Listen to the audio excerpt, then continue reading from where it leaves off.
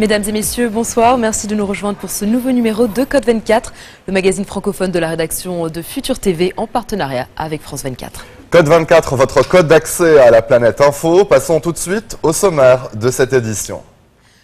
Nous vous emmènerons d'abord dans les coulisses de la maison Féo, garant des arts décoratifs classiques du XVIIIe siècle, âge d'or de la boiserie française. Coup de projecteur sur le trafic de pièces d'antiquité. C'est en Syrie, un véritable drame historique et culturel qui vient s'ajouter au drame humain que vit le pays depuis 5 ans. Nous irons au Japon qui a tenu son premier salon de défense et d'armement, un événement jusque-là impensable dans ce pays pacifiste depuis sa capitulation de 1945. Direction l'Inde de Narendra Modi, où les premiers signes de la reprise économique se font sentir. Beaucoup attribuent cette relance à la politique pro-business de celui qui se présente comme le PDG de l'Inde.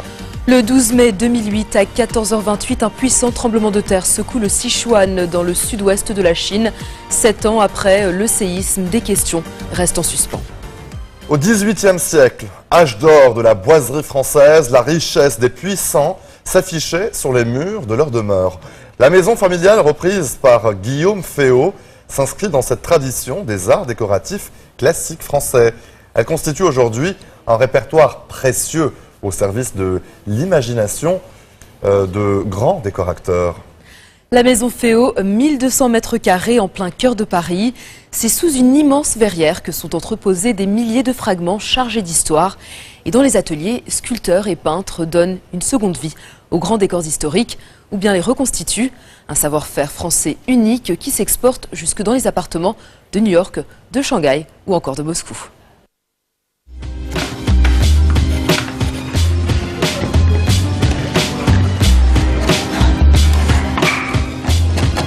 C'est un art très français, mi-sculpture, mi-peinture, mais toujours sur bois, le décor. Il est l'ancêtre de toutes les décorations d'intérieur. Son âge d'or, le XVIIIe siècle. Sa mémoire, la maison Féo, établie à Paris. On a une espèce d'accumulation unique et très haut de gamme. Donc ça, c'est une très jolie petite singerie. Il y a la même au château de Chantilly. Et c'est une petite pièce d'une qualité extraordinaire avec des motifs peints qui sont absolument fabuleux. Vous voyez les coraux là-haut avec les coquillages. Et puis, bien sûr, c'est ces scènes qui étaient faites pour singer les nobles de la cour. Des œuvres d'art et du sur-mesure pour s'adapter aux dimensions exactes d'un hôtel particulier ou d'un château. C'était avant la Révolution. La noblesse tenait le haut du pavé. Si chaque panneau pouvait parler, il y aurait une multitude d'histoires phénoménales à raconter. Tous ces panneaux ont vu des choses extraordinaires. Parfois peut-être dures aussi, mais extraordinaires aussi. Ces panneaux uniques sont proposés à la vente, jusqu'à plusieurs millions d'euros. Mais on vient surtout les voir pour s'en inspirer ou les faire copier. Donc là, ici, on a une pièce qui vient des collections de Mme Pompadour. Elle avait pris la liberté d'utiliser des fleurs de lys pour bien montrer qu'elle était très proche du roi. C'est des panneaux qui ont été sélectionnés pour la future suite royale de l'hôtel Crillon à Paris. C'est Karl Lagerfeld qui fait ce décor. On travaille avec d'autres grands décorateurs partout dans le monde, des Américains, des gens comme Michael Smith qui décore la Maison Blanche. Quand le client a choisi dans cette bibliothèque de décors, il faut fabriquer à l'ancienne.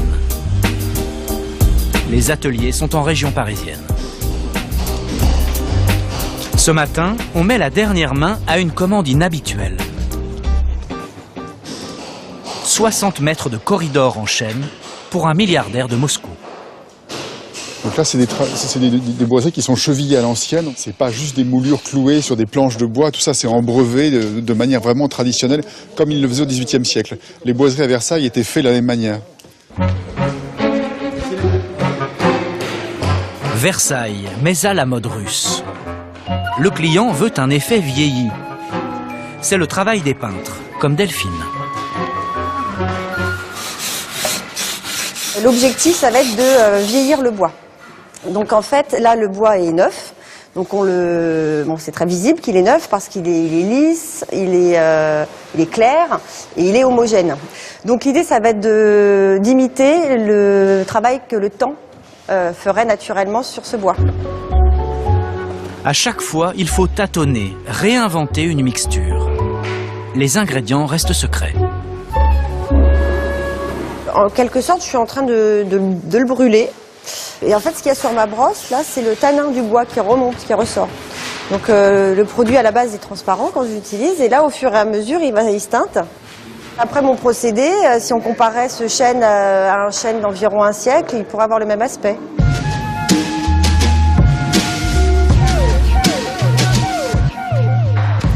Autre commande, toujours pour un Russe. Une bibliothèque style Régence. Couleur foncée, l'original, vieux de 300 ans. Couleur claire, la copie. Marcel est sculpteur sur bois. Il a des mains d'or et plus de 300 ciseaux à bois. On appelle ça des gouges. Le bois de chêne est très intéressant parce que quand il est bien tendre, on le dit un petit peu comme de la carotte, il est croustillant, c'est-à-dire que la gouge ne peine pas et c'est un matériau qu'on ressent, si vous voulez. On le ressent au bout des mains, on a une affinité en fait avec le bois.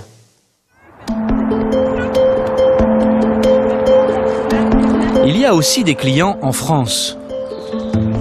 Le patron, Guillaume Féot, inspecte aujourd'hui un chantier tout juste terminé.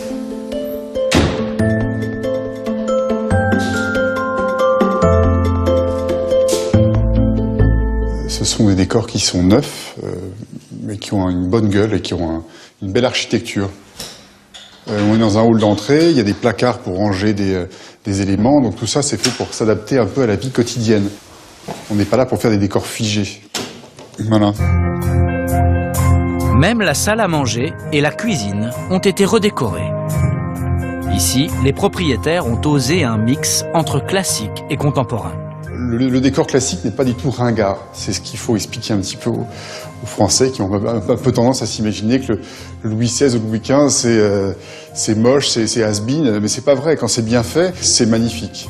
Partout dans le monde, on a des demandes, que ce soit le Kazakhstan, Hong Kong, l'Australie, de gens qui veulent ce type de décor. Donc on a vraiment une vraie demande pour ça.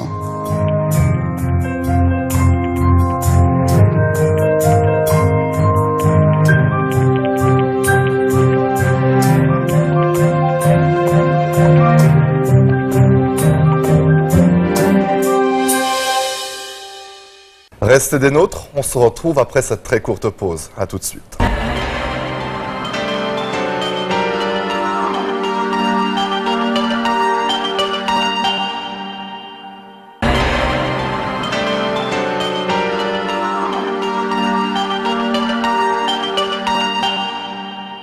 La guerre en Syrie est entrée dans sa 5e année et au-delà de la tragédie humaine, il y a aussi le drame de la disparition d'un patrimoine culturel et historique inestimable.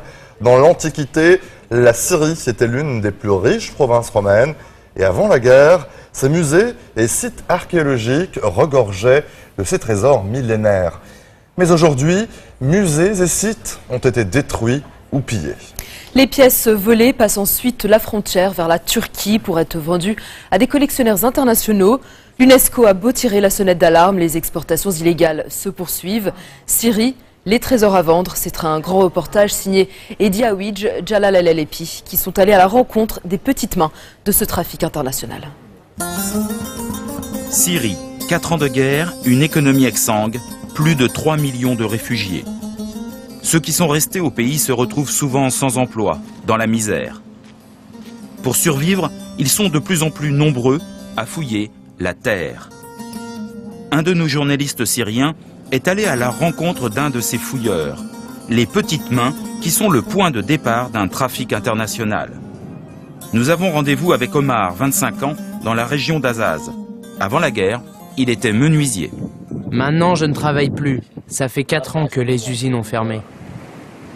Omar tient dans sa main une baguette de cuivre. C'est avec ce simple outil qu'il peut découvrir des trésors archéologiques. Comme avec une baguette de sourcier, Omar ressent dans ses mains des vibrations lorsqu'il est en présence de métal dans les environs. Pour trouver des antiquités, il y a des machines, mais nous, on utilise des tiges de cuivre. C'est une ancienne technique. Une technique ancestrale dans la région. Depuis des siècles, les Syriens ont l'habitude de trouver des vestiges en travaillant leurs champs. Pièces de monnaie, statues, mosaïques, poteries. Pour ce fouilleur, difficile de savoir ce que valent ces objets découverts et qui pourrait être intéressé pour les acheter. Mais dans la série du système D, tout est possible. Par exemple, cette pièce que j'ai trouvée, je la prends en photo et je l'envoie par Internet à un expert turc. Il la vérifie et si c'est authentique, je traverse la frontière pour lui apporter. Quelques jours plus tard, il a eu une réponse de son contact turc qui est intéressé par sa lampe à huile. Mais pour lui livrer la pièce, Omar doit se rendre lui-même en Turquie. Il doit donc passer la frontière, une opération délicate. Tous les jours, ils sont pourtant des centaines à y parvenir. Pour se fondre dans la masse, Omar rejoint un groupe de familles syriennes. Il espère qu'il ne sera pas fouillé. Les pièces archéologiques qu'il fait passer sont en général de petite taille. Aujourd'hui, il a pu facilement les dissimuler dans son sac à dos. La frontière la voici, un fossé, un trou dans les barbelés. Et les voilà déjà en Turquie. À peine la frontière traversée, le petit groupe se fait arrêter par des militaires turcs. Apparemment, ici, c'est une habitude. Les réfugiés syriens ne semblent pas inquiets. Et il n'y a pratiquement jamais de fouilles.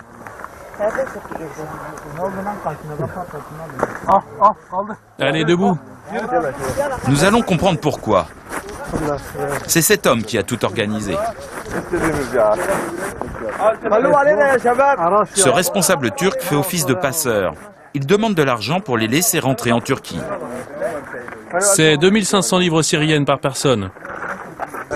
Il autorise ensuite les réfugiés à prendre le bus. Chacun peut choisir sa destination.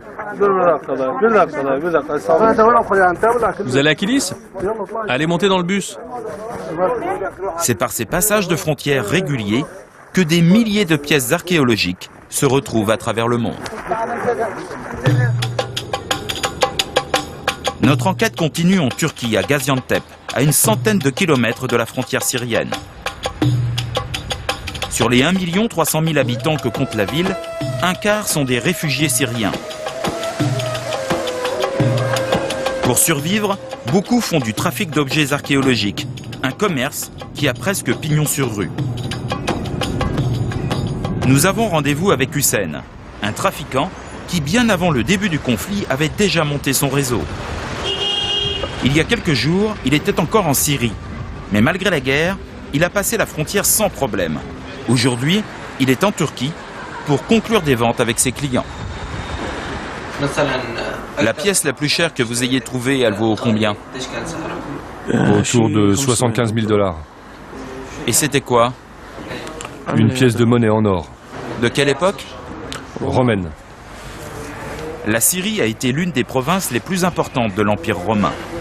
Elle a vu se succéder plusieurs civilisations majeures de l'Antiquité. Et combien de pièces avez-vous trouvé? Beaucoup. Mais celle dont je parle est une pièce rare. Il y avait environ 65 pièces, dont une seule rare. Pour les autres, le prix variait entre 4 et 5 000 $. Avec cette vente, le trafiquant a gagné 290 000 $. Mais ces pièces vont être vendues beaucoup plus cher ensuite, jusqu'à 10 fois le prix sur le marché occidental. Je vous explique. Chaque pièce trouvée circule d'un trafiquant à un autre. La chaîne de vente continue jusqu'à ce que les pièces arrivent dans les mains d'un collectionneur. Et pour les amateurs d'antiquités du monde entier, très facile de savoir ce qu'il y a de disponible sur le marché syrien grâce à Internet. Comme par exemple sur cette page Facebook intitulée « Commerce d'antiquités, vente et achat des antiquités, tableaux, pièces et statues ». Et on peut y trouver une petite annonce. Pour les sérieux uniquement, une mosaïque tapis très beau à vendre dans la ville d'Antakya en Turquie. Envoyez un message privé, pas de commentaire public s'il vous plaît. Mais dans ce business, tous ne gagnent pas la même chose. Ceux qui creusent et font les fouilles trouvent des pièces sans rien savoir sur leur histoire, sur ce qu'elles valent en termes de prix, ni sur leur intérêt archéologique. Les acheteurs, ceux qui connaissent, viennent et proposent des prix allant de 50 à 100 $ pour une pièce qui pourrait se vendre jusqu'à 100 000, 200 000 ou même 1 million de dollars. En Turquie, il y a des réfugiés syriens qui font du trafic et il y en a d'autres qui luttent contre ce même trafic. Jihad Abbas est docteur en philosophie. Originaire de Damas, il est réfugié à Antakya. Aujourd'hui, il a trouvé un emploi. Il travaille pour l'UNESCO et Interpol. Sa mission, collecter des informations sur ces trafics. Les antiquités, c'est la grande catastrophe. C'est ce qui a été le plus pillé. Par exemple, tu as des choses de grande valeur, comme une statue araméenne en bronze et en or. Elle a été volée et emmenée à Beyrouth. Et on ne sait pas ce qu'elle est devenue. Personne ne sait où elle est. Ces enquêtes, il les mène auprès des autres réfugiés syriens grâce aux bouches à oreille. Le trafic fait vivre beaucoup de petites mains, mais aussi des gros poissons qui profitent de la guerre pour s'enrichir. Les antiquités arrivent jusqu'en Turquie? Les Syriens haut placés, ceux de l'opposition, ils les font venir ici par leur réseau, et puis ça part vers l'Italie, et dans ces coins-là. Ah, c'est une véritable mafia. Bien sûr que c'est une mafia. Parmi les réfugiés syriens, certains accusent le régime de Bachar al-Assad de profiter des pillages. Mohamed a 22 ans. Il était étudiant avant la guerre et aujourd'hui, il est chargé de communication d'un des nombreux groupes rebelles révolutionnaires. Régulièrement, il fait le voyage entre la Syrie et la Turquie. Il a été témoin de nombreux pillages effectués par les Syriens qui cherchent à survivre. Mais il a aussi découvert comment les soldats de Bachar al-Assad n'hésitaient pas eux aussi à se servir dans les musées. Il y a une semaine, la ville d'Idlib a changé de main. Vous avez des infos sur ce qui est arrivé au musée? Oui, bien sûr. Dans ma mission de communication, j'accompagne les rebelles sur le front dans certains événements. Cette fois, j'étais dans le secteur où le musée est situé. Quand on est entré dans le musée, il n'y avait plus rien, le régime l'a vidé. Le régime a vidé beaucoup d'établissements importants comme le musée, les banques et tout ce genre de lieux. Ils ont tout transporté avec eux. Parce que les vestiges sont estimés à des milliards de dollars. Et le régime le sait très bien.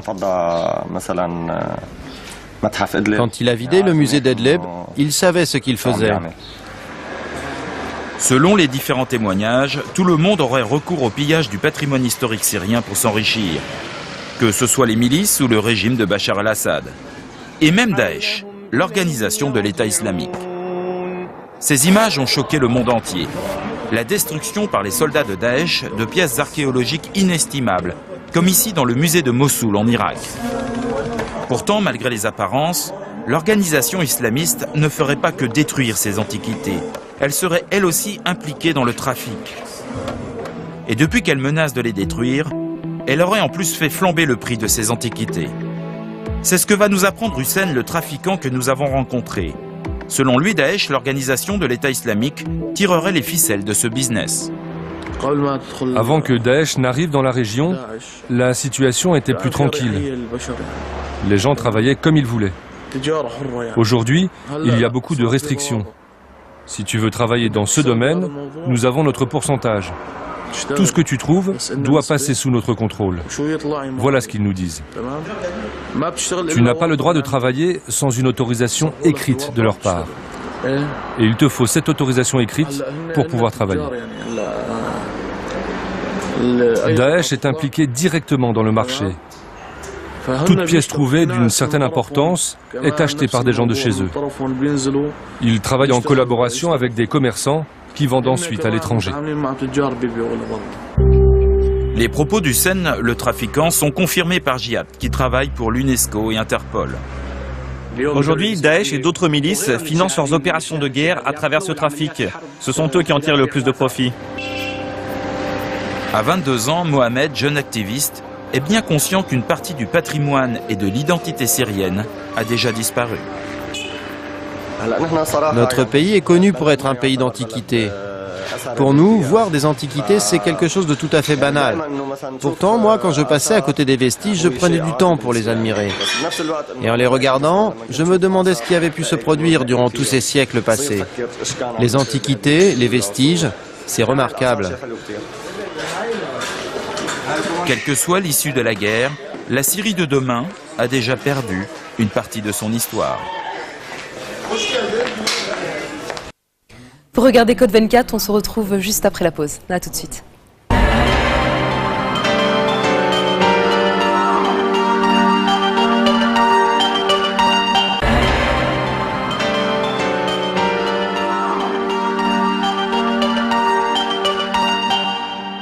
C'est une chose impensable qui a eu lieu ce mois au Japon, le premier salon de défense et d'armement. 12 industriels japonais et les forces d'autodéfense étaient présents pour exposer sous-marins, porte-hélicoptères et systèmes radars. Une preuve supplémentaire qu'un vent militaire souffle bien sur l'archipel nippon. Le salon coïncide également avec un vote par le Parlement japonais d'une série de lois qui pourraient permettre aux forces d'autodéfense nippones de participer à des interventions militaires à l'étranger, notamment pour permettre d'apporter un soutien logistique et militaire à l'armée américaine en mer de Chine. Résolument pacifiste depuis sa capitulation en 1945, les tabous militaires semblent pourtant tomber les uns après les autres au Japon. Le gouvernement conservateur avait déjà levé l'interdiction d'exporter des armes. Marie Linton, Guillaume Bression. Trompettes, tambours et clairons, des accords guerriers s'élèvent sur le Japon. Au son de la fanfare de la marine japonaise, le pays accueille pour la première fois un salon international de défense. Bienvenue au MAST, un forum dédié à la sécurité maritime et à la défense en banlieue de Tokyo. Nous voulions venir ici depuis des années, mais maintenant qu'il y a de nouvelles lois de défense au Japon, les exposants partagent clairement cet engouement. On doit aller là où les exposants veulent qu'on aille. Un salon dédié à l'armement, voilà qui détonne dans un pays résolument pacifiste. Mais depuis avril 2014, le Japon a nettement assoupli l'interdiction d'exporter des armes. Les industriels japonais, qui se contentaient d'équiper les forces d'autodéfense nippones, peuvent maintenant espérer décrocher des contrats à l'étranger. Le sous-marin Soryu, développé par Mitsubishi Heavy Industries, suscite déjà les convoitises. On est très heureux de pouvoir vendre nos produits à l'étranger maintenant que l'interdiction d'exporter des armes a été assouplie. L'Australie, par exemple, s'intéresse beaucoup à notre sous-marin et nous sommes en train de lui en présenter les caractéristiques et de discuter. Le Japon fait ainsi son entrée dans le marché de l'armement mondial, car malgré son pacifisme, l'archipel n'a pas attendu pour développer des équipements militaires. D'après ce qu'on sait, en particulier par nos contacts directs avec l'industrie japonaise, ils ont un très bon niveau. Et il y a certainement beaucoup de domaines où ils n'ont pas fait les efforts de recherche et de développement nécessaires et où justement on peut envisager des coopérations croisées probablement entre leur industrie et l'industrie française ou l'industrie européenne en général. Depuis son arrivée au pouvoir en décembre 2012, le Premier ministre conservateur agit au pas de charge pour organiser le renouveau militaire du Japon. En plus d'assouplir les exportations d'armes, Shinzo Abe a augmenté le budget militaire et entend désormais pouvoir envoyer des troupes à l'étranger, aux côtés de ses alliés, en premier lieu les États-Unis. Une révolution pour un pays qui avait renoncé à la guerre depuis la Seconde Guerre mondiale, un principe fondamental inscrit dans sa constitution. Le Japon est toujours resté en retrait et n'agissait pas. C'est comme cela qu'il voyait le pacifisme. Ce que prône aujourd'hui le Premier ministre Shinzo Abe est un pacifisme actif, où le Japon participe activement à l'effort international pour la paix. Parlementaire socialiste, Mizuho Fukushima est en première ligne contre ce pacifisme actif et contre la réinterprétation de la Constitution défendue par Shinzo Abe. Elle affûte ses armes contre les projets de loi de défense qui ont été soumis au Parlement la semaine dernière. Cette série de lois doit permettre au Japon d'aider militairement un allié et d'approvisionner les États-Unis en munitions n'importe où sur la planète. Pour l'élu, Shinzo Abe est tout simplement en train de se placer au-dessus des lois et de la Constitution. Shinzo Abe veut réinterpréter la Constitution avant même de la réviser selon la procédure légale. D'autre part, il a pris des engagements en matière de défense auprès des États-Unis. Et seulement après, il fait passer des lois qui correspondent au Parlement. C'est du n'importe quoi et c'est clairement antidémocratique. Aujourd'hui, en plein centre de Tokyo, Yuji Kato se prépare à défiler pour défendre le pacifisme japonais. Pour lui, le combat ne fait que commencer. Shinzo Abe explique que ces lois veulent défendre la paix. Mais on ne fait pas la paix dans ce monde ni au Japon en participant à la guerre. C'est ce que j'ai écrit sur cette pancarte.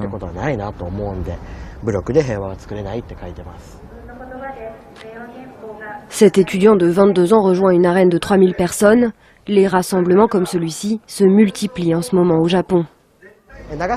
Je suis allé à Nagasaki le jour de l'anniversaire de la bombe atomique. J'ai ressenti l'horreur de la guerre. Maintenant, Shinzo Abe met le Japon dans une situation dangereuse. Si on n'élève pas la voix, il va tout changer. L'opinion est extrêmement divisée sur l'expansion du rôle des militaires japonais. Les sondages montrent des résultats contradictoires. Les opposants et les défenseurs sont au coude à coude. Ne laissez pas Abe entraîner le Japon dans la guerre. Mais la colère des manifestants ne risque pas d'empêcher le vote des lois de défense, car le Premier ministre bénéficie d'une large majorité au Parlement. Plus qu'un changement, c'est une évolution importante pour les Japonais. En cause, le contexte régional marqué par des conflits de souveraineté avec ses voisins. Le pays est confronté à un regain de tensions, notamment en mer de Chine. Ce carrefour de routes maritimes est vital pour le commerce mondial et recèle de réserves d'hydrocarbures très convoitées.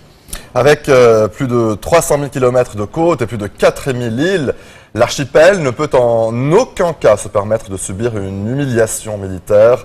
Résultat, le pays remet sa défense à plat, organise sa montée en puissance et s'apprête à renégocier ses alliances.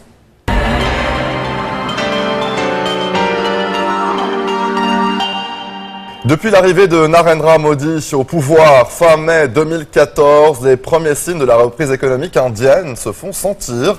L'inflation a été enrayée, passant de presque 10% en février 2014 à 5,1% en février 2015. L'indice boursier indien a dépassé pour la première fois les 8000 points. Surtout, le taux de croissance a bondi de 1 point en un an, passant de 4,7% à 5,7% entre 2014 et 2015. Beaucoup attribuent cette reprise économique à la politique pro-business de celui qui se présente comme le PDG de l'Inde. Son programme économique majeur qu'il ne cesse de vanter à l'étranger, le Make in India.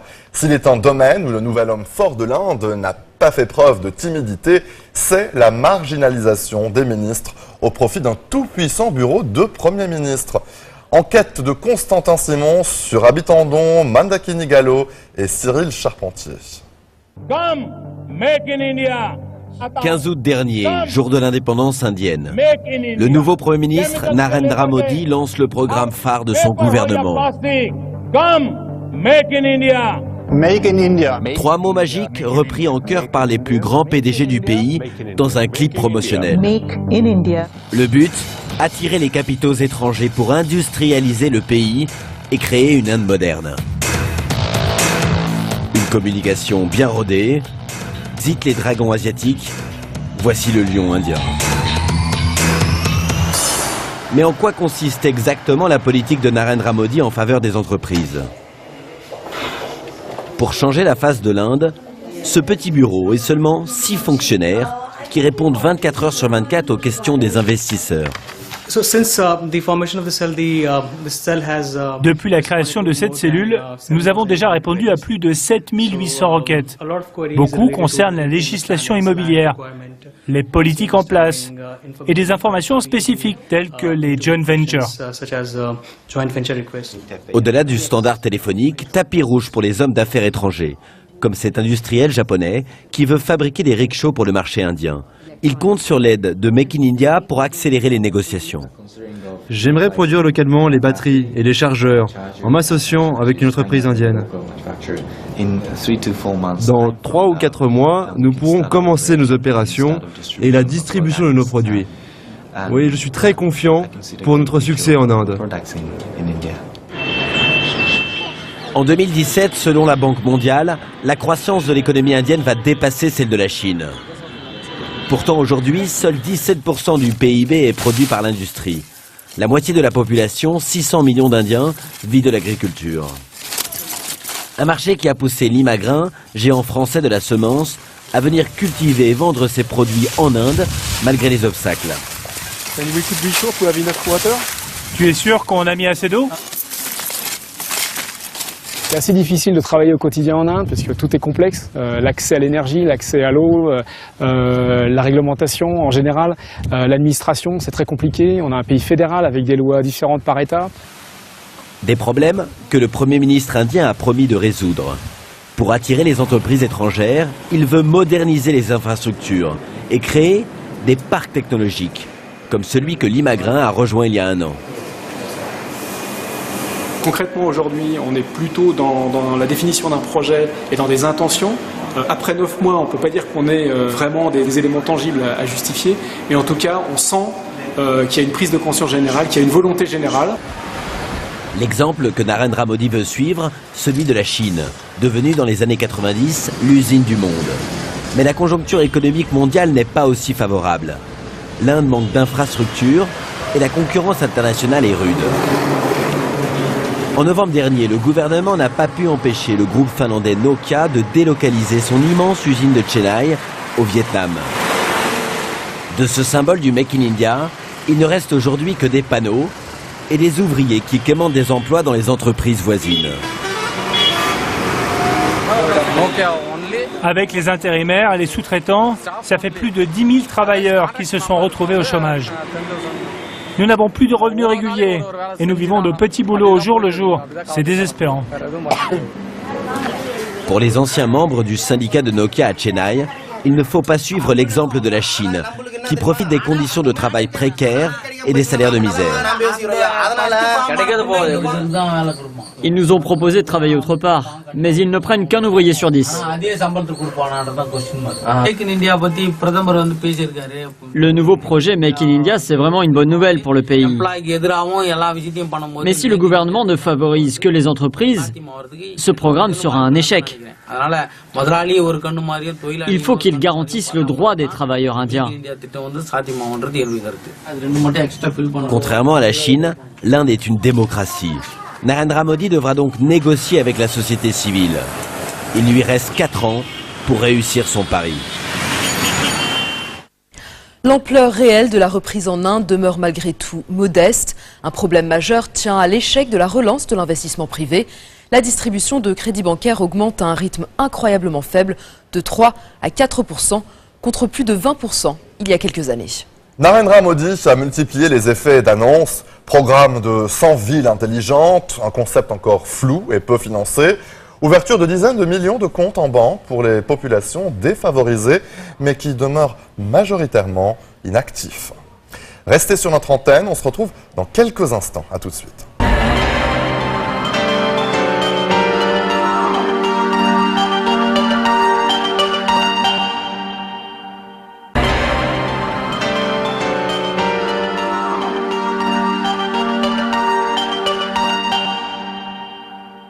Le 12 mai 2008, à 14h28, un puissant tremblement de terre a secoué le Sichuan dans le sud-ouest de la Chine. C'est le séisme le plus violent dans le pays depuis plus de 3 décennies. Lors du séisme, des dizaines de milliers de personnes ont péri, dont de nombreux enfants ensevelis sous les décombres de leur école. En cause, des malfaçons dans la construction des établissements scolaires, vite surnommées les écoles tofu, du nom de cette pâte molle de soja. En colère, les parents d'élèves ont voulu comprendre pourquoi les écoles de leurs enfants ont pu s'effondrer aussi facilement. Au fil du temps, des accusations de corruption ont fusé, notamment de la part de militants des droits de l'homme, mais elles sont restées sans suite. 7 ans après, le séisme du Sichuan reste dans toutes les mémoires et les questions des parents demeurent sans réponse. L'hécatombe aurait-elle pu être évitée? Les reporters de France 24 sont retournés sur les lieux de la catastrophe. C'est un lieu devant lequel les touristes s'arrêtent. Ils posent, immobiles, figés quelques secondes. Le temps est suspendu comme sur l'horloge qu'ils sont venus voir. Un monument aux aiguilles brisées, bloqué sur 14h28, une heure maudite pour tout un pays.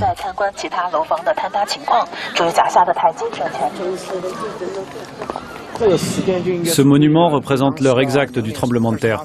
La signification est symbolique. Ce jour-là, j'ai vu des pans de montagne s'effondrer, emportant des arbres entiers. Il faut que les générations futures n'oublient pas ce qui s'est passé ce jour-là. L'horloge est installée à Yingxiu, une ville située près de l'épicentre et qui comptait 10 000 habitants avant le séisme.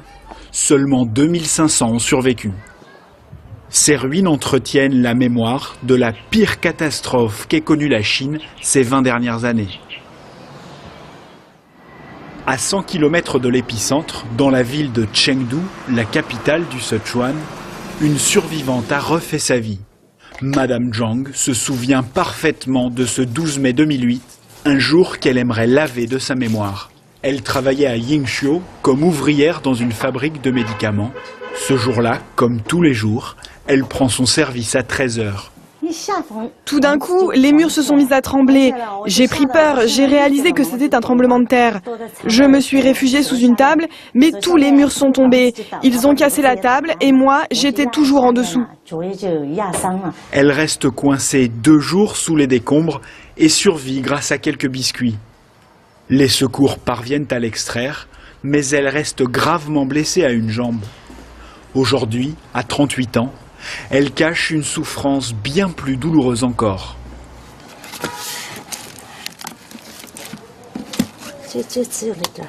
C'est lui avec ma sœur, c'était mon fils, il avait 3 ans. Je l'ai déposé à la crèche le matin et je ne l'ai plus revu. À l'heure du séisme, il faisait la sieste. C'est ce que m'ont dit les sauveteurs qui ont retrouvé son corps. La terre a tremblé un lundi. Les salles de classe étaient pleines. Plus de 9000 enfants ont péri sous les décombres. Dès que je voyais un enfant, je pleurais. Je ne pouvais pas me retenir. Il me rappelait mon fils. Pendant très longtemps, je n'ai pas pu accepter sa mort. Au pays de l'enfant unique, la perte d'un fils est une peine irréparable. Mais Madame Zhang, comme toutes les mères endeuillées par le séisme, a eu le droit d'avoir un 2e enfant. Dérogation exceptionnelle réservée aux familles du Sichuan frappées par la catastrophe. Son fils Mingjiang est né il y a 18 mois, une naissance qui chasse les démons du passé. Depuis qu'il est né, toute mon attention est tournée vers lui. J'ai le sentiment que ma vie sert à nouveau à quelque chose. Madame Zhang élève seule son fils.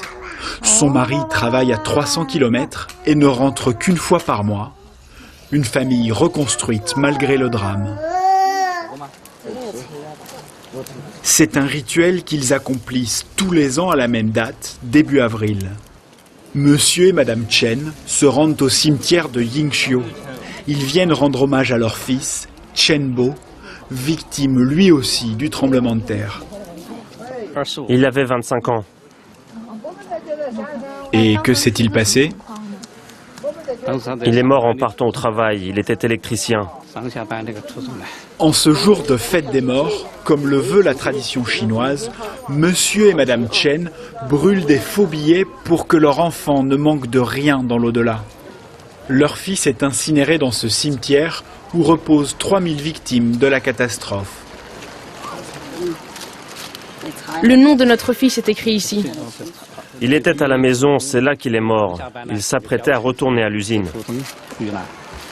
Après la tristesse et le recueillement, vient la colère. Monsieur et Madame Chen veulent nous montrer les ruines de leur appartement sur l'autre rive. Regardez, c'était ici, juste là. 19 personnes ont trouvé la mort dans cet ancien immeuble, dont leur fils, enseveli sous les décombres, chez eux, au rez-de-chaussée. En 2008, Madame Chen avait 53 ans. Le séisme a donc emporté son fils unique et toute chance d'être mère à nouveau. Une amie m'a envoyé des photos du quartier juste après le séisme. Des corps avaient été sortis des gravats. Parmi eux, j'ai reconnu mon fils grâce à ses vêtements. C'est la dernière image que je conserve de lui. Je ne peux plus en parler. L'immeuble ne respectait aucune norme antisismique et la famille Chen ignorait tous des risques encourus. On ne savait pas que la zone était dangereuse. Il y a bien eu un tremblement de terre dans les années 1970, mais on l'avait tous oublié. Personne ne nous a prévenus du danger. 7 ans après le séisme, toutes les traces de leur ancienne vie ont disparu. Les stigmates de la tragédie sont toujours bien visibles dans une ville, Beichuan. Située sur l'épicentre, elle a été rasée à 80%. Aujourd'hui, Beichuan est devenue une ville musée, ouverte au public mais fermée aux journalistes.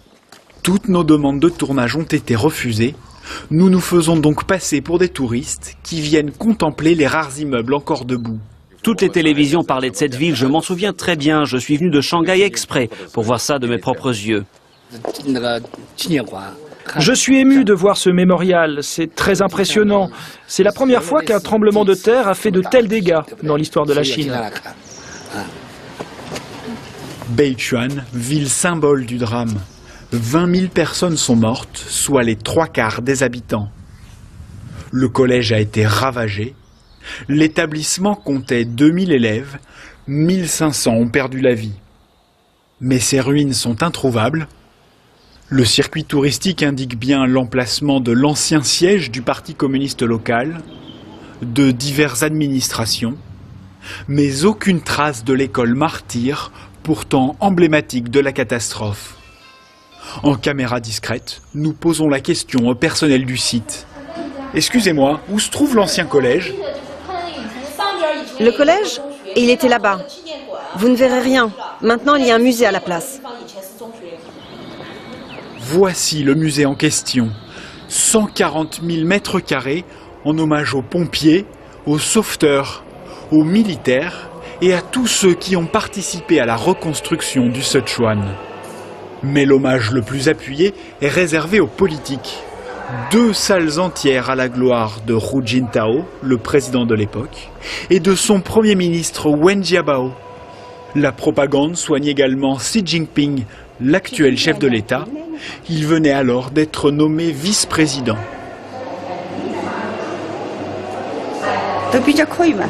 Ils ont été exemplaires. Nos dirigeants ont fait un excellent travail. Je les remercie pour leur courage. Sur les 1500 collégiens morts à l'emplacement de ce musée, pas un mot, seulement une photo, une seule. Le sujet dérange. À la sortie, des hommes du Parti communiste nous prennent à partie et veulent confisquer notre matériel. Le drame des enfants morts dans les écoles est une question sensible. Elle cache un scandale d'État révélé par un homme. Il habite à Chengdu. Véritable bête noire du régime, il vit constamment surveillé par la police. Pour le rencontrer, nous parvenons à tromper la vigilance des gardiens. Cet homme s'appelle Huangzi. Ses révélations à la suite du tremblement de terre lui ont valu 3 ans d'emprisonnement. En 2008, immédiatement après la catastrophe, ce militant des droits de l'homme se rend sur les sites les plus touchés et propose d'aider les rescapés. Sur place, un détail lui saute aux yeux. Si on zoome sur ces photos d'une école, on voit qu'il n'y a aucune structure métallique, aucune poutre d'acier. Les parpaings sont vides. Le bâtiment n'a aucun renforcement. Il s'est donc complètement effondré sur lui-même à la première secousse. C'est ce qu'on appelle une école tofu. Fragiles comme la pâte de soja, les établissements comme celui-ci se sont écroulés en quelques secondes. Toute une génération d'écoliers a été fauchée, prise au piège dans des écoles devenues des mouroirs. Une hécatombe qui aurait pourtant pu être évitée. Ça, c'est une école plus ancienne. Elle a été construite avec une charpente en bois solide. Et vous voyez, elle a résisté. Seulement quelques morceaux de plafond sont tombés. Les enfants n'ont été que légèrement blessés. Comment expliquer cette négligence criminelle dans une région à haut risque sismique ? Selon Huangzi, les écoles en tofu ont alimenté un vaste système de corruption au plus haut niveau de l'État. Le ministère de l'Éducation le gouvernement régional, le parti communiste local et bien sûr les promoteurs immobiliers. Tous, ils en ont tous profité. Ensemble, ils ont détourné de l'argent en rognant sur la qualité. Ils ont construit exprès des écoles moins chères avec des matériaux de mauvaise qualité. Ces révélations, publiées sur Internet, révoltent les lecteurs. Des familles de victimes s'organisent et tentent de porter plainte contre l'État. Les autorités répliquent. Rwansi est arrêté, condamné pour violation de secret d'État. Son site est fermé et les manifestations interdites. En 2012, il est libéré et poursuit sa lutte contre la corruption qui a repris de plus belle. Je me suis rendu plus de 20 fois sur les chantiers de reconstruction des villes frappées par le séisme. À chaque fois, je vois des bâtiments tofu. Des immeubles sont reconstruits de la même façon que les anciennes écoles. Les mêmes erreurs sont reproduites. Tout est comme avant. On remet la vie des habitants en danger. Dans le Sichuan, la société civile ouvre les yeux et découvre les pratiques crapuleuses de certains dirigeants. Pour éviter toute contagion de la protestation, le gouvernement choisit la répression. En 2008, partout en Chine, la censure a été très forte. Aujourd'hui, la situation est la même. On ne peut rien dire. Les activistes comme Rwansi restent muselés. Victimes d'intimidations régulières, ils risquent une nouvelle condamnation. Pour les familles de victimes, les autorités obtiennent le silence par un autre moyen, l'argent. Madame Zhang, qui a perdu son premier enfant dans la tragédie, se rend 3 fois par semaine à l'hôpital. Elle fait partie des 300 000 blessés du tremblement de terre. Sa jambe, coincée sous les gravats pendant le séisme, n'a pas pu être sauvée. Des séances d'acupuncture l'aident à supporter sa prothèse. Aïe. Tous ces traitements me coûtent cher. Ça représente entre 200 et 300 yuan par mois. C'est ma plus grosse dépense. Mais j'arrive à tout payer moi-même. Environ 35 € par mois, une somme importante pour cette ancienne ouvrière aux revenus modestes. Elle a reçu 10 000 € de la part des autorités suite au décès de son premier enfant. Un dédommagement en fonction de l'âge de la victime. Plus l'enfant est jeune, plus l'aide est conséquente. Une façon de faire taire la colère contre les écoles en tofu. J'ai entendu parler de ces écoles. Parce qu'elles étaient mal construites, donc des enfants sont morts. Mais je n'ai pas plus de détails. Je ne sais pas, j'en sais rien.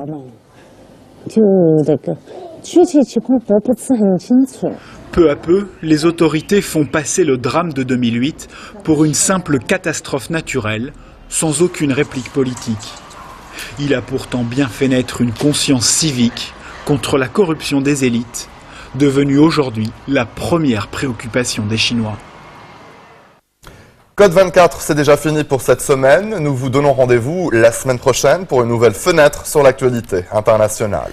Vous pouvez revoir cette émission sur notre site internet. N'hésitez pas à nous envoyer vos commentaires à l'adresse qui s'affiche au bas de votre écran. Excellente suite de programmes sur notre antenne et très bonne soirée. Très bonne soirée.